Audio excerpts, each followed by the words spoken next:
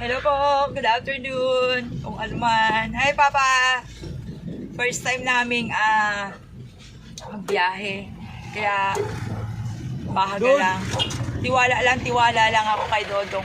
Siyang first time niyang magmaneho. Marunong na siya magmaneho, kaya lang nagre-refresh siya. Kinakabahan man ako, pero sige lang, go lang. Kaya mo yan pa, tama? Yeah. Yeah. Dala ng pangangailangan.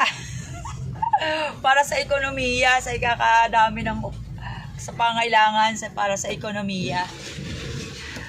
Kumuha muna kami pansamantala ng buko, tapos bumili kami na ng bottle. So start a business kasi kailangan ng konting kita para sa ekonomiya ng bansa. Karagdagan ng pagsilibang ng mga senior. So, siyempre senior, kailangan may konting hanap buhay sa ating pangangailangan pinansyal. Hello po, bye!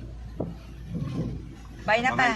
Abangan nyo yung susunod na kabanata. Papunta kami ng Tanay. Abangan nyo po ang susunod na kabanata. Bibiyahe daw siya hanggang Tanay. Ewan ko lang. God bless po sa ating lahat.